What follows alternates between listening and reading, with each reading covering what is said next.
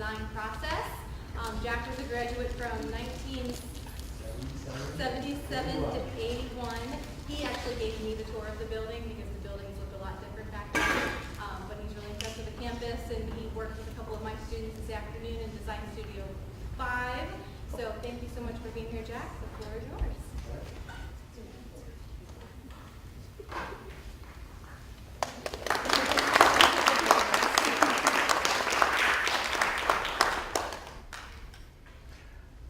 Okay, thank you for inviting me to come this afternoon. I remember in 1977, fall of 1977, sitting in this exact same room every Monday night for the lecture series. So it was the highlight of my week coming to the lecture series. So saw a lot of great people. Hopefully I can come somewhere close. So a little bit about me. Again, graduated in Ball State in '81, and for some reason right after I graduated they had to tear the dorm down that I lived in. Don't know why. So graduated from here, moved to Indianapolis, worked for various architecture firms for 10 years, then decided to do my own thing, open up my office in 1991, and then 10 years later decided to pack up and move to Austin, Texas, to open a second office there. So still live in Austin. 6 years ago, I decided to sell the majority of the Indianapolis office to Julie Berry, who's sitting in the back. So still have the two offices. So in our line of work, we do some retail, some hospitality, some healthcare, but the majority of our work is corporate interiors, office space. So this graphic here shows you sort of our approach to interior design. So we do interior design and architecture. Workplace strategy is sort of the conceptual side of office planning. And then also facilities move management, so a lot of churn work. And this is circular because sort of our approach is that we never finish a project. So one project we design, build, then we start measuring and evaluating, setting up the next project. And so the facilities then comes along and we help coordinate all of that. So our goal is to find clients that have lots of space and that we sort of never leave. So at Eli Lilly, we've had people on site full time for over 20 years. So this is a list of our, or some of our international clients. So you can see Lilly on there. Lilly is a big Indiana client. In the Austin office, we have Accenture. So we do Accenture projects all over the country and have, at any given time, 6 Accenture projects somewhere along the design process. So a couple quick examples of sort of our work. This is a project that we did in Austin. So very collaborative, very high tech when you get to Austin. And then sort of the coast to coast. This is a project that we did for Accenture in Lower Manhattan. And we seem to always have at least one project going in New York at any given time. Opposite coast, this is the headquarters for Kashi, the cereal company. So this is in San Diego, looking over the Pacific Ocean. And then this is the Austin office. So hopefully you can see that there is a wide mixture of styles. So we typically like projects to speak more about the client than the design firm. So we'll get into sort of our approach to technology. So early in my career, I was told the story of the three-legged stool. And this is how projects are done and design firms relate to clients. So in the three-legged stool, you have cost, quick, or quality. So the story goes that a client can pick two of the three, not three of the three. One of these things have to suffer. So you can have it cheap and quick, but it's not going to be good. You can have it good and cheap, but it's not going to be quick. You can have it quick and good, but it's going to cost you a lot. So when I originally heard this 30-some years ago, I sort of bought into it and said, yep, that makes sense, that's right. But as anyone knows me well, is that I never take things the status quo. And just because we've done things a certain way means that we're not going to do them that way again. So our technology approach has always been to try and improve each one of these three legs so that none of the three has to sacrifice for the other two. So in the cost is we have detailed communication with minimal effort. So a lot of the work that we do is test fits for office space. So a client is out in the market for new office space and they can't decide which building to go in, so we will do a test fit for them to get an idea of if that building will work for them. This work is, I would say, sort of a commodity. It's very low price because most of it is speculative, that we don't know if that project is ever going to be built or not. So traditionally, it's we get 10 to 15 cents a square foot for doing a test space plan, which is not a lot of money, but that's sort of what the market will bear. So our marketing approach is not to try to decrease the fee, because that's very self-defeating, is that if someone says, I'll do it for 10 cents, next person comes along, I'll do it for 9, next person comes along, I'll do it for 8, and then all the design firms end up losing. So our approach is we'll take what the market can bear, 10 cents, but we'll give more for that same price. So we managed to find a test fit done by another firm. So this plan here, not done by our firm, done by our competitors. You can see its layout, has room sizes, a couple labels, done. So our approach is to give them up to 20 pages of information for the same price and the same time for the same effort. So our clients are getting a lot more for their money, not us working for less money. So colored floor plans, and you can see, list out all of the sizes, all the quantities. 3Ds. So very early in the design, first thing the client sees is at this level. So 3Ds, here's a 3D of a test fit we did, and there is the final photograph of the space.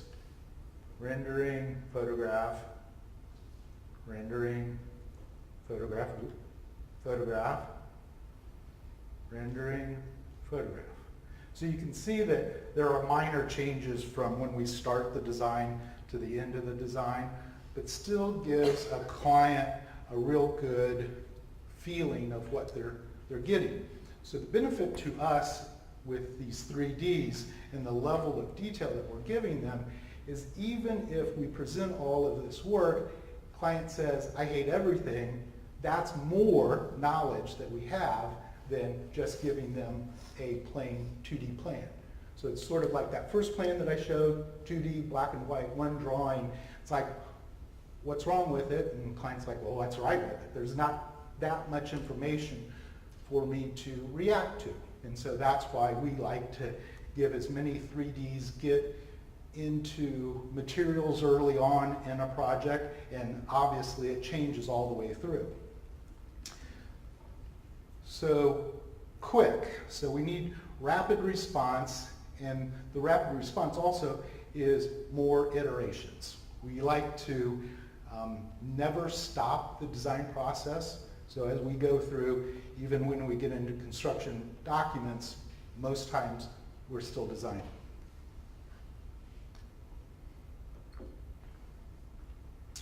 So this is a graphic of talking about how we like to take things that can be automated and automate them so that we can save time, so that we can spend more time in what we call harder things and doing more design.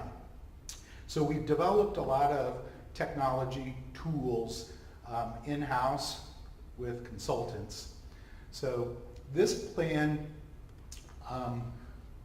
most times we start a project and we may get an AutoCAD file from our clients, and so then we need to turn that into a Revit model and or do some analytical work to it. So a lot of our work is in AutoCAD drawing P-lines. So P-lines, you go around 4 points to get square footages. So what this graphic here is showing is that we can take an AutoCAD file, put it into Revit, and then run one of our programs, and it's going through and turning the walls and spaces into Revit room separation lines. So you click it, run it, and zip, zip, zip.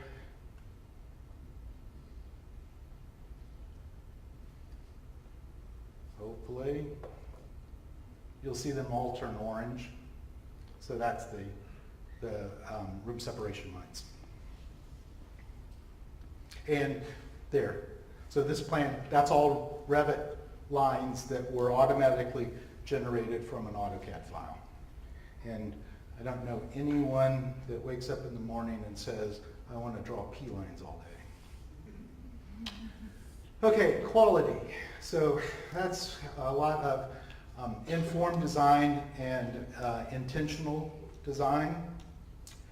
So what we spent many years on is developing a database where we can store a lot of data, do a lot of analysis on it. So what we do is we take data from the Revit model, export it, put it into an external database, run programs, analytical programs, and then be able to take that information and additional information, pump it back into Revit to drive the model.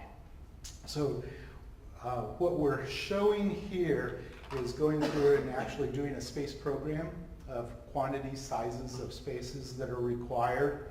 So in this database, we keep all of our Revit materials, families, and more importantly, groups. So that when we're doing a space program, what we're doing is going through and doing sorts and filters in our database to come up with as close of a room typical as our client is asking for. So then once we get it into the space program, we can enter in quantities and sizes of those room typicals, and then obviously export then a space program. So right now, going through shopping for a room typical. So there's how we're addressing sort of the cheap, quick, and good design. So all of this gives us more informed design because we're able to pull a lot of information from our database. More iterations. So on the iteration side of things is that we like to explore as much as possible. So my thing on iterations is that this afternoon I sat and I talked to several students about their projects. So everyone's, or not in this case, but in a lot of cases, you're given a program, you're given a building, and you're supposed to solve the design. So you work and work and work and say, okay, this works, this doesn't. Roll of tracing paper, throw it on the floor, throw it on the floor, keep going. And then till you think that you've iterated as much as you can. So then you go to presentation with your other 15 students, and all of a sudden they iterated different than you iterated. And now there's iterations that you didn't even think about. And so that's why we like to use our technology, is to not only explore as many iterations as we can, but also to do it deeper. So a lot of iterations may be given up on too early, that you didn't explore it well enough, or it could have been the best answer. More time designing, so we spend the given hours that we have on a project. It used to be 50% of the time was in design, 50% was in documentation. Well, we have flipped that, and now in our firm I would say our time spent in construction documents is well under a third of the time, headed toward 25% of the time, meaning that we have a lot more time that we can do design work. So less time documenting, less human error, less low thought tasks. So if there's something that a computer can do, why have a person do it? So our tech journey. So I said again, in 1991, started the firm in my dining room with one other person. So another benefit of technology is that technology is an equalizer. So being a two-person firm, we were able to compete against firms much larger than our own.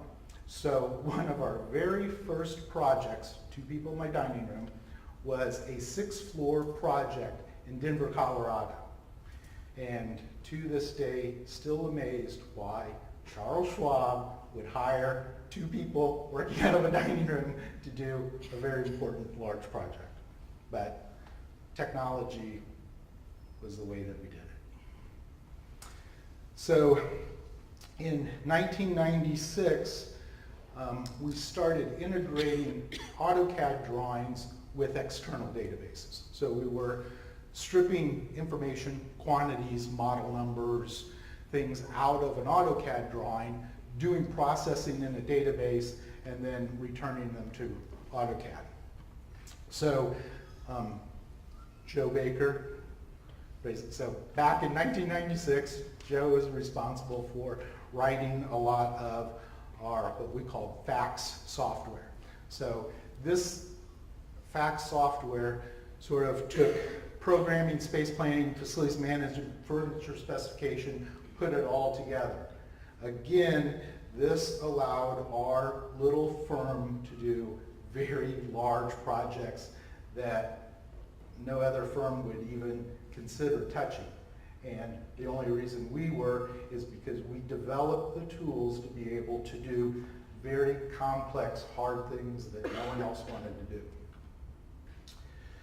So then in 2002, I was reading, I think it was Architectural Record, had a little blurb at the end about this new software called Revit. I'm like, oh, that looks interesting, because they were saying, you know, CAD graphics and data integration, sort of the BIM, the information part of it. I go, wow, that sounds right up our alley, because we've been doing this for 6 years. So I downloaded the 30-day free trial offer of Revit, went in on a Saturday morning, started going through the tutorial, and said, this is it. This is what we're going to, our future as a firm is going to be. So in 2002, it was release 4, and truly there was only a handful of firms anywhere that was using Revit. So we got in early and went deep. And so we had to do some digging. This is the oldest Revit graphic that we could come up with. So this is like in the 2004 era that this building model was done. And you can see with the 3D isometric section, I would even go as far to say that a lot of firms today would love to generate that graphic. So then we were very interested in the pairing of Revit and the data. The data was what was really important to us. So when I first read in 2002 about Revit, I'm like, oh, we could use this for cost estimating, because I think that it's very important that as we're designing that we have good, solid recommendations to our clients based on cost. So I started going to Autodesk University fall of 2003. I needed to learn this Revit thing. So if anyone ever has the chance to go to Autodesk University, go. It's great. That we think that we're cutting edge on top of everything Revit and technology, and then we go to Autodesk University and we're like, oh, we have some work to do.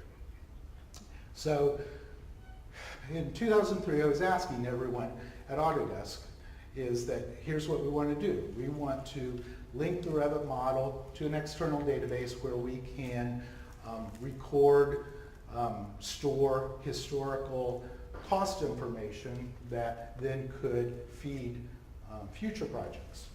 So in 2003, they're like, you need to wait on the API. Now you need to wait on the API.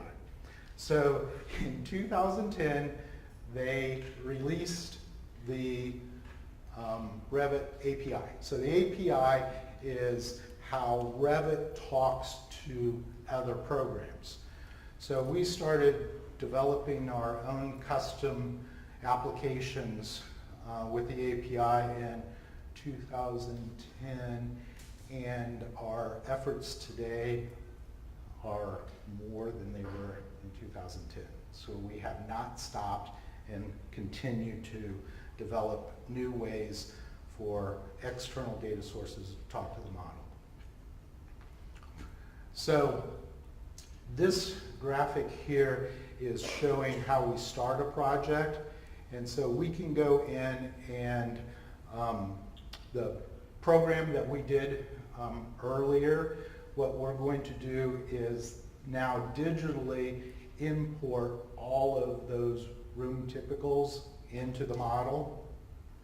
And there you can see back behind, so there is all of the right quantities and right sizes of those room typicals. So now that we can start using those to do block planning. And you can see there's lots of good content in those as well. Okay, 2016, we started dabbling in VR and Inkscape. So I think probably most of you are familiar with Inkscape. Yay, nay? So this,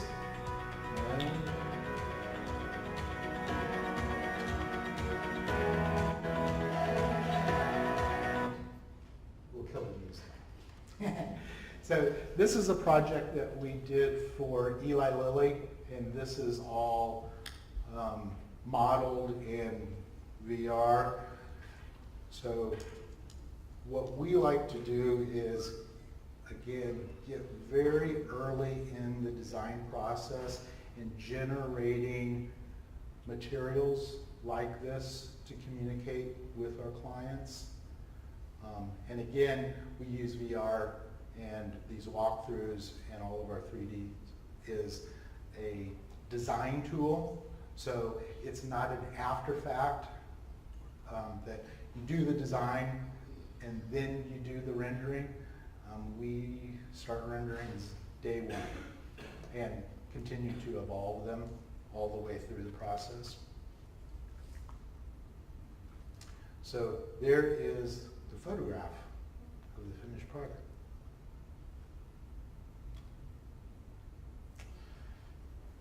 Okay, 2017, Dynamo was introduced.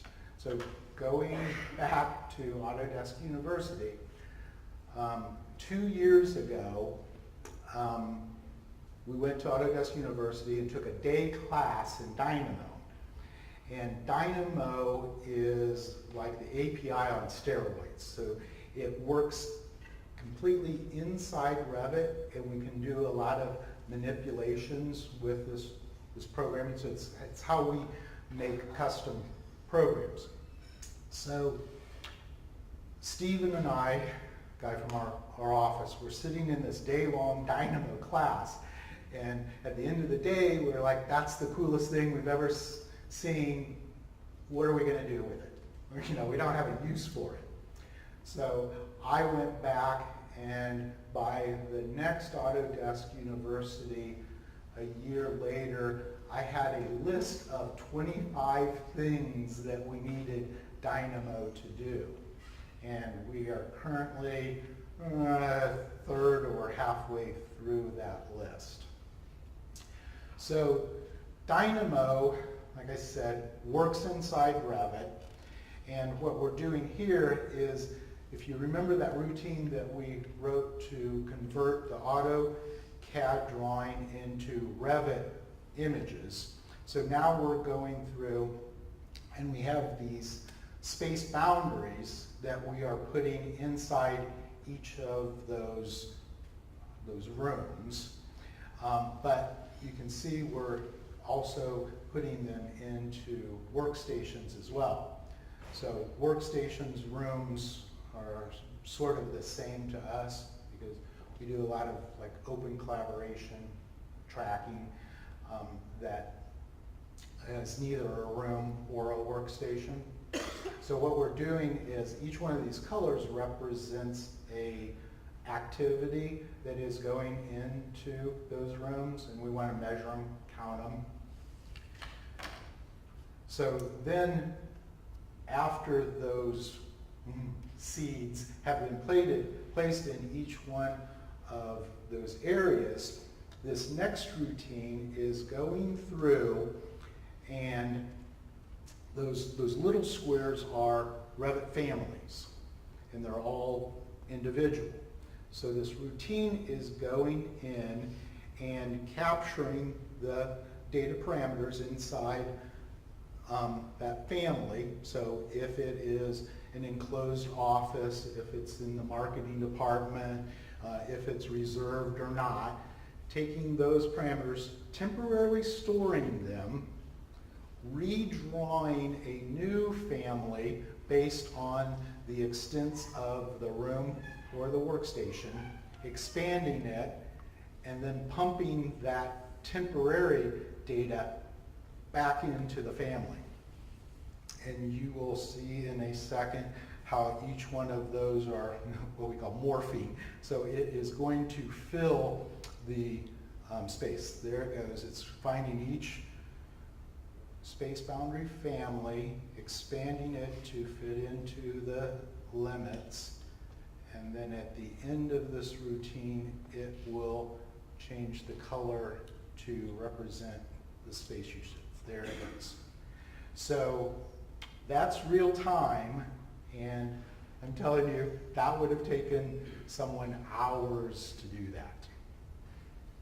We do it in less than a minute.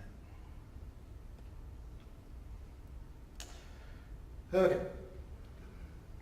So last year, when I went to Autodesk University, I sat in on a day-long learning session on Forge. And what Forge does is take Revit graphics, Revit information, and make it web accessible, to make it so that anyone without Revit can access and influence the information in that Revit graphic. So again, I sit through this day-long class and I'm like, oh, this is the coolest stuff ever. What are we going to do for it or do with it? So since November of this year, we have been working on our Forge work. And so what this is showing is that graphic that came from AutoCAD turned into Revit, space usage put in each one of those rooms, areas, workstations, morphed it, and now when we send it through Forge, we can actually put this on a website so that we can give access to our clients to utilize this Revit created file.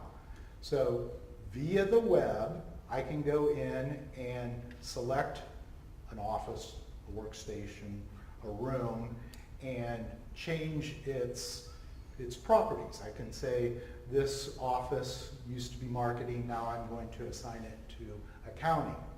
Well, in the old days, that took a CAD operator to do that. Now we're giving the ability to make those changes to our clients. So again, back to that original circle of where we start a project, measure a project, feeds back into the next one.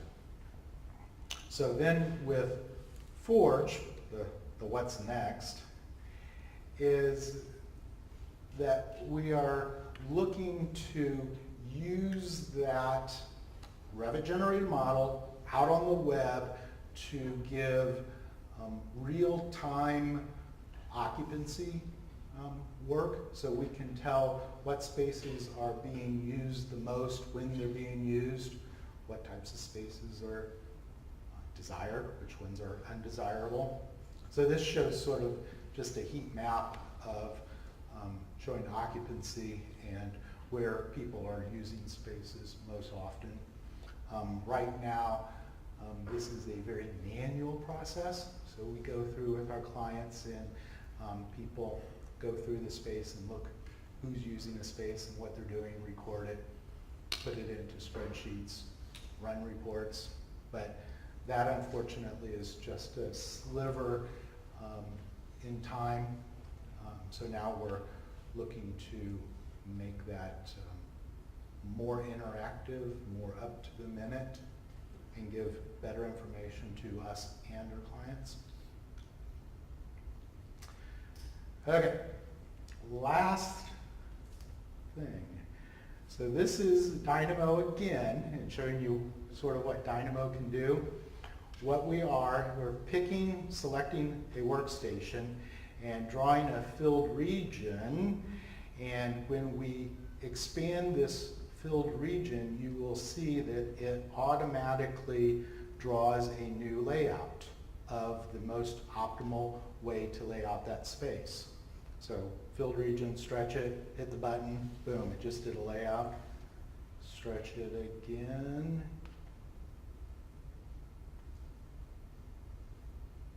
Run the script, and a new layout. So what Dynamo is doing here is it's going through, it knows how big our station wants to be. So this is 6x6 station, and it goes in and it does iterations. So we can set in the program how many different iterations we want it to cycle through. And on this one, I think that we have it set at 10. So it's going through and laying that space out 10 different ways, recording sort of the measurement of how many stations, how well it meets the rules, how well it meets the rules of aisle spacing and all of that, selects the best of the 10 and then places that in Revit. Now you can see that all the stations are turned the same way, which doesn't work. So now Dynamo is automatically going through identifying which stations need to be rotated and in which direction. So that Revit group knows I'm a spine, side, I'm an aisle side, I'm a front side, I'm a back side, and automatically, there it went. It turned all of the stations the correct way. So, in, I don't know, how many seconds was that? I laid out 40 stations based on size of workstation, aisle, mins and max, and the software figured it out. So for us then, this is, we can go through lots of iterations, lay out those stations differently, but this is what I would call a great starting point. I think that we still need, the designer's input on it, but a lot of that thoughtless stuff or simpler stuff, if I can teach a computer how to do it, we should do. So this we are just starting on. This is the latest and greatest. In fact, some people have not seen this before in the back.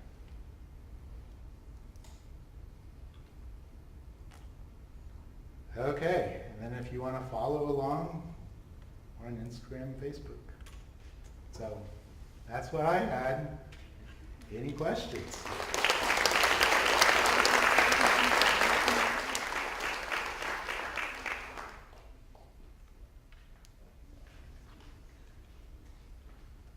Questions? So, so space design is changing so dramatically now, especially in corporate settings. Yeah. How do you guys keep up with the research? How much do you do in-house versus just following along? So we do a lot of, and yes, it is changing dramatically. I mean, our office space today looks very different than it did even 5 years ago. Because it's becoming much more what we call agile, free range, free address. But with that, a lot of the space utilization studies that we do, and then also, of course, we read the white papers and all of that.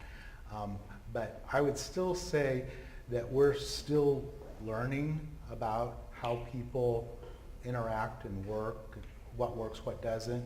And it's not one size fits all. So like Accenture, so we really started with Accenture on the whole hoteling free range concept back in 2002. So they came to us and Accenture said, we have an idea of how we want our company and other companies to be able to work. We don't know how to do it. What does that environment look like? So we helped them develop their first agile office. That looks very different than what we're doing for them today. And it was just a lot of lessons learned of, okay, this is working, next time. And like I said, our firm is very progressive, very experimental. I'm the type of person is that if we did it this way last time, we're going to do it different the next time. Sometimes it works, sometimes it doesn't, but the whole process of doing that, you learn something. Take it to the next one. Yes? For one of those 10-cent plans, you said the time, how long would one of those 20-page packets take you guys? So to our clients, too long. So that's the problem that we sort of deal with is that we're always requested to do miracles. So if we do it in 3 days, they want it done in 2. If we've done 2, they want it in 1. So it's just getting faster and faster. So truly on a space that is 10,000 square feet, which is 50, 60 people, that package we would do in a day's time. Because so if you do the math, that 10,000 square feet, that's $1,000, $100 an hour, that's 10 hours. And we always like to keep some when the changes come, which they always do, because we give them sort of 2 revisions. So in theory, that 10,000 square foot package needs to be done in 5. And you'd be surprised how many times we do it in 5 or less. and at that detail. And so, but there's a lot of stuff with the database, with the automation, with the tools, with our library. Because yes, I mean, you're sitting there, how does that happen? And I'm going, well, I've got things that you don't. We've got a great big huge library and ways to access it. But great question. Any other questions?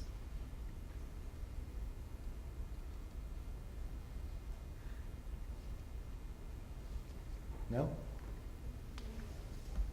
I didn't know, are you partnering with Rather Autodesk to work with you, or do you guys just go to Autodesk, like Autodesk University? Yeah.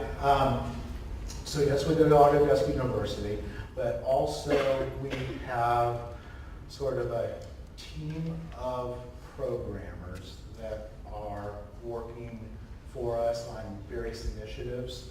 So we have Scott down in Florida. So he's full-time working on the Revit API and the database. That's all he does. Then we have 3 people in Indianapolis, one of them, Joe Baker, right here. So those 3 people are doing our Forge work, really our AWS work, which is Amazon Web Service. We're cloud-based, so all of our plans and data and everything, we're trying to get onto the cloud so that it can be accessed anywhere. So those 3 people are working on AWS. We have a group in Australia that is really working on kind of the Forge graphic of getting things from Revit to Forge to AWS. And then we have a guy in New Mexico that is doing all of our Dynamo work. And they have then access to Autodesk, so they're constantly on the phone and showing Autodesk what we're developing, because Dynamo version 2 just came out. Forge is kind of version 1-ish. And so Autodesk is very interested in what we're doing because they, like me, is like, hey, we've got this cool technology. Don't know what we're going to do with it, but it's cool. And so we're helping them drive what their future direction is. So, great question. Yeah.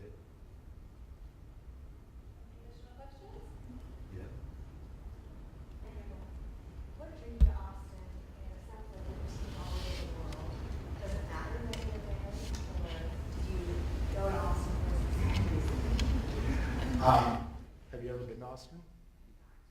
You should go, and then you would know. So, no. Back in 2000, we were doing projects in San Francisco, Phoenix, Orlando, New York, so all of those places and places in between. So I was managing, projects in Phoenix. Great place to do a project. Can't get me to go to Phoenix and live in Phoenix for anything. And same with San Francisco, New York, Orlando, everywhere. So in 2000, we started working for Motorola in Austin. First time I got off the plane, I'm like, where are the tumbleweeds? And so it was, green, hilly, hip, cool, and that was probably July, August of 2000, and January 1st of 2001, 6 months later, 2 cars were headed with as much that they could hold to Austin. Haven't looked back.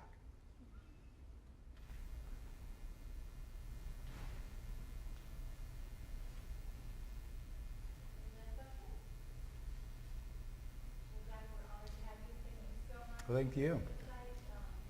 So hopefully you at least learned something or saw something that you didn't expect. All right, thank you.